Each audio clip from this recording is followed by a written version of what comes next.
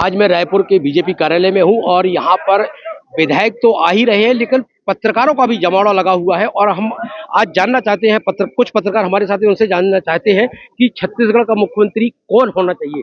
क्या राय है आपकी, छत्तीसगढ़ का मुख्यमंत्री कौन होना चाहिए? महेंद्र जी, देखिए ये कहना बहुत मुश्किल है, क्योंकि छत्तीसगढ़ में और मुझे लगता है पूरे देश में भारतीय जनता पार्टी का शुरू से अगर आप इतिहास देखें तो सस्पेंस क्रिएट ये लोग करते हैं।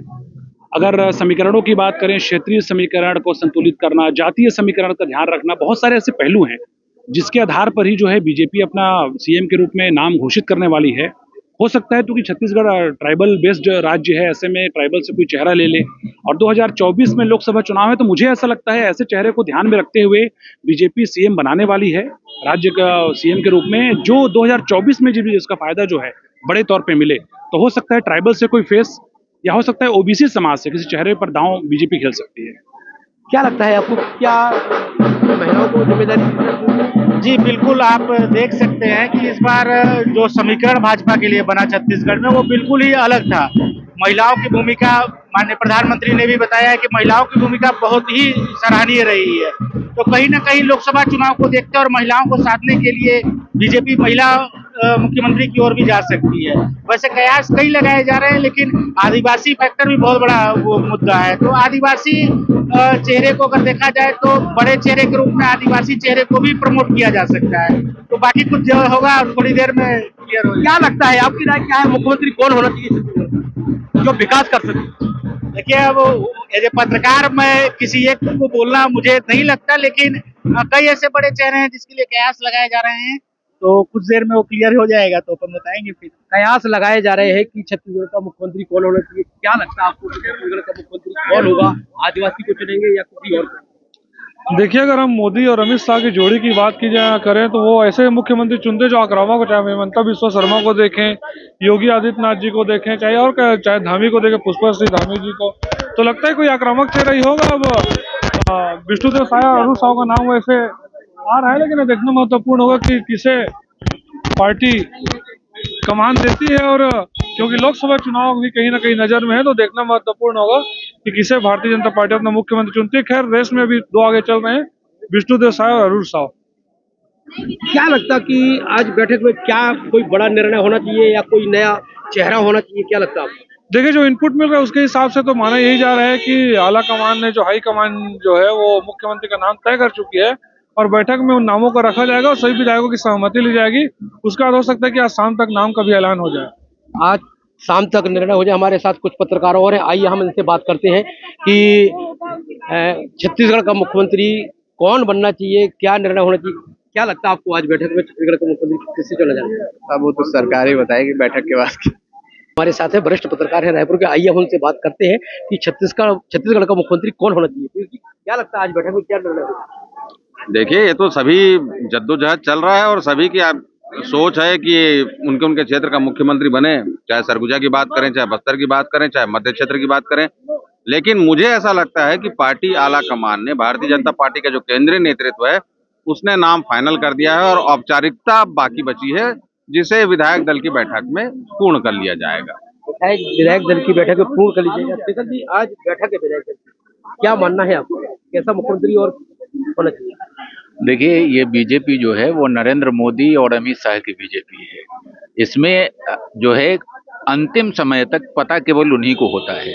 अभी पर्यवेक्षक आ गए हैं, विधायक दल की बैठक होगी, बैठक में जो नाम आएगा वो बता दिया जाएगा, किसी एक आदमी द्वारा प्रस्ताव कर दिया जाएगा, दूसरा सीनियर लीडर उसका समर्थन कर देगा, विधायक दल का नेता चुन लिया जाएगा। सबसे बड़ी बात है विकास की। छत्तीसगढ़ में विकास के हिसाब से कैसे मानते हैं आप मुख्यमंत्री? देखिए, वही है कि या केंद्रीय नेतृत्व जो है भाजपा का, वो तमाम इन चीजों पर विचार करेगा कि आखिर किस पे जो है जनता आम सहमति बनाएगी। और पॉलिटिकल लिहाज से देखें तो दो इक्वेशन है, एक आदिवासी मुख्यमंत्री की इक्वेशन है, जिससे देश भर के 50 लोकसभा सीट जहां पर जनजाति बाहुल्य सीट है वहां पर बीजेपी कैसे बढ़त बनाए। इसके अलावा ओबीसी, जैसे पूरे देश में इस समय ओबीसी केंद्रित राजनीति है, तो मेरा मानना है कि इन्हीं दो वर्गों को साधते हुए जो भी नतीजा केंद्रीय नेतृत्व निकालेगा, उसमें ओबीसी को ध्यान में रखेगा और आदिवासी को ध्यान में रखेगा। तो ये मुझे ऐसा लगता है कि आदिवासी मुख्यमंत्री होगा और ओबीसी जो है डिप्टी सीएम होगा। हमारे साथ कुछ महिला पत्रकार भी आई है, हम इनसे बात करते हैं कि इस तरफ आइएगा थोड़ी देर में। कैसा मुख्यमंत्री आज बैठक है, क्या लगता है आपको विधायक? 2 बजे से बैठक जो है वो शुरू हो जाएगी। कई नाम जो है चर्चा में चल रहे थे। सबसे पहला नाम पूर्व मुख्यमंत्री डॉक्टर रमन सिंह का था। उनके नामों पर चर्चा जो है वो लगातार बढ़ती जा रही थी। दूसरा नाम जो था वो अरुण साव जी का है। संघ से वो ताल्लुक रखते हैं और संघ से ताल्लुक रखने के कारण उनकी जो दावेदारी है वो और मजबूत नजर आ रही थी। लेकिन इस बार के अगर हम चुनाव का समीकरण देखेंगे तो जो चुनाव है वो मोदी की गारंटी पर बीजेपी जीत कर आई है तीनों राज्यों में, ऐसा भारतीय जनता पार्टी का कहना है। तो कहीं ना कहीं जो संघ का दाव है या दावेदारी है वो कमजोर नजर आ रही है। लेकिन जो तीसरा नाम निकल कर आ रहा है वो रेणुका सिंह जी का है। सरगुजा से इस बार भारतीय जनता पार्टी ने 14 की 14 सीटें जीत ली हैं। महिला है और इसी के साथ में वो आदिवासी है। तो कहीं ना कहीं बीजेपी अगर आदिवासी गेम खेलती है या कार्ड खेलती है, क्योंकि लोकसभा चुनाव भी बीजेपी यहाँ पर जीतना चाहेगी, 11 सीटें यहाँ लोकसभा की आती हैं, तो उन पर फोकस करते हुए देखती है तो एक तरीके से रेणुका सिंह जी की जो दावेदारी है वो बढ़ जाती है। चौथा नाम जो चल रहा है वो विष्णुदेव साय जी का चल रहा है। रमन सिंह के खेमे से वो आते हैं। काफी कार्यकाल उन्होंने अपना जो है रमन सिंह के साथ रहकर व्यतीत किया है, लेकिन उनका नाम इस समय जोर शोर से चल रहा है। आदिवासी नेता हैं वो, तो एक नाम वो हो जाता है। लेकिन इसी रेस में हमने देखा कि 3 दिसंबर को जब मतदान का रिजल्ट आता है, कई नाम सुर्खियां बटोरते हैं। सबसे पहला जो नाम था जिसे मीडिया ने उछाला वो था ओपी चौधरी का नाम।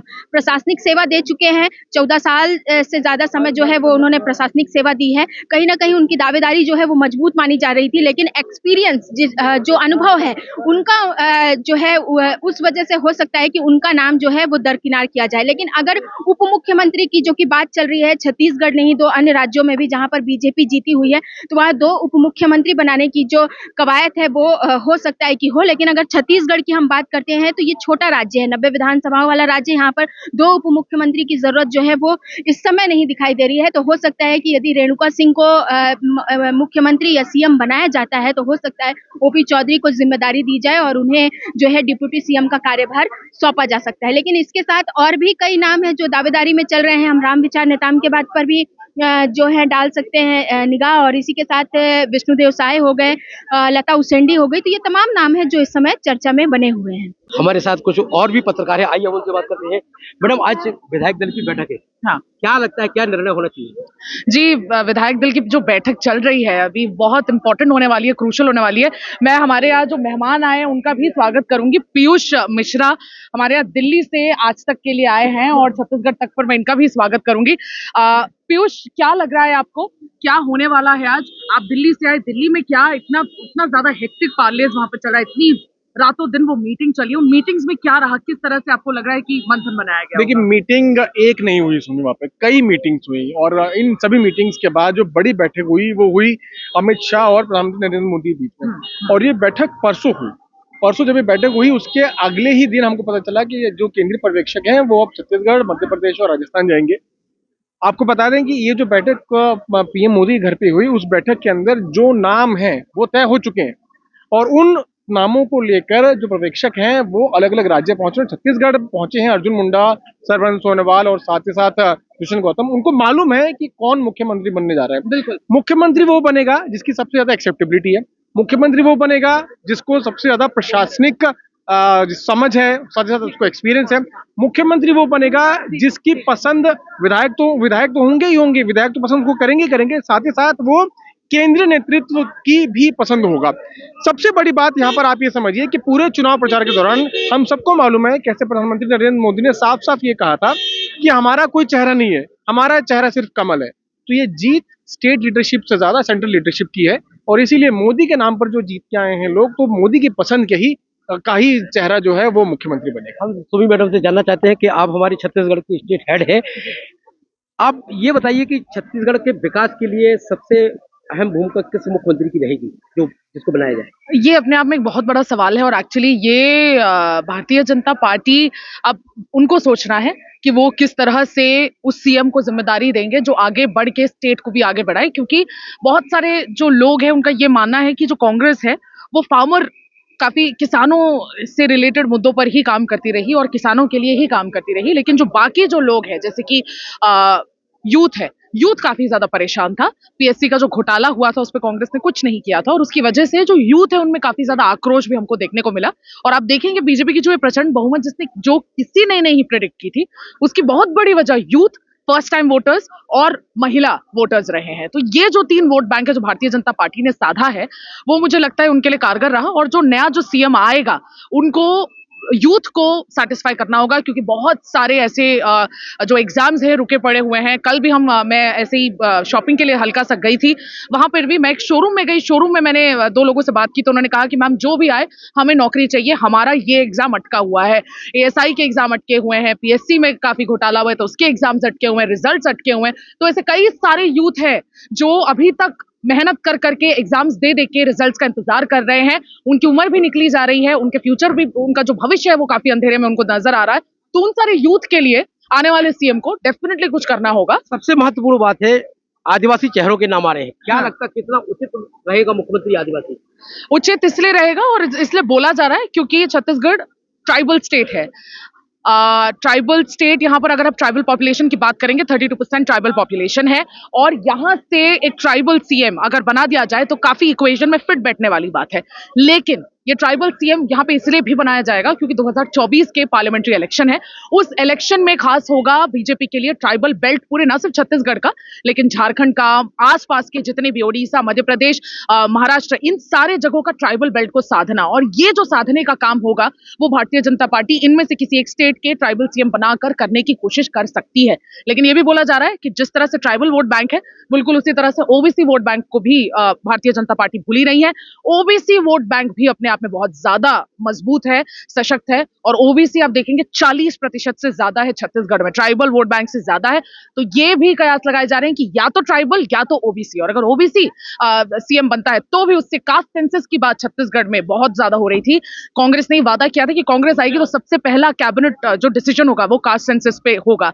तो कास्ट सेंसस का जो मुद्दा है, कांग्रेस ने सिर्फ यहां नहीं भुनाने की कोशिश की, वो पूरे नेशनल में भुनाने की कोशिश कर रहे थे। उस मुद्दे का काट भी किसी एक स्टेट में एक ओबीसी सीएम बनाकर होगा। तो कहीं ना कहीं आप देख सकते हैं बीजेपी बहुत मंथन, जो 7 दिन का वक्त लगा है, वो इन्हीं सारे मंथनों में, स्ट्रैटेजी में लगा हुआ है कि किस तरह से कहां पर क्या मुख्यमंत्री बनाई जाए, कौन से हम सारे कास्ट को साथ में लेके चले, ताकि जो 2024 का जो इलेक्शन होगा उसमें हमारे जो वोट बैंक होंगे, ट्राइबल, ओबीसी, ये एटलीस्ट अपने आप में इंटैक्ट रहेंगे, विमेन वोट बैंक इंटैक्ट रहेगा, यूथ वोट बैंक इंटैक्ट रहेगा। तो जो फोकस है वो जरूर नजर छत्तीसगढ़ के अभी मुख्यमंत्री पे है, जो अच्छी बड़ी नजर है वो लोकसभा 2024 में। तो उसी मंथन, उसी इक्वेशन को बैठाकर ही यहाँ पर डिसीजन लिया जाएगा। और जैसे कि पीयूष हमें बता रहे थे, सीएम का फैसला तो हो चुका है, जो मैसेजिंग है वो वहां पर ऑलरेडी चल चुकी है, हो चुके हैं, लेकिन बिल्कुल विधायक दल के मीटिंग, बैठक होने के 10 मिनट पहले दिल्ली से फोन आएगा और उसी फोन में छिपा होगा हमारे सीएम का नाम। ये थे छत्तीसगढ़ के हमारे पत्रकार, जिन्होंने बताया कि बीजेपी 7 दिन से मंथन कर रही थी कि छत्तीसगढ़ का मुख्यमंत्री किसे बनाना चाहिए, कौन विकास करेगा। आज निर्णय हो जाएगा कि छत्तीसगढ़ का मुख्यमंत्री कौन होगा। रायपुर से महेंद्र नामदेव, छत्तीसगढ़ तक के लिए।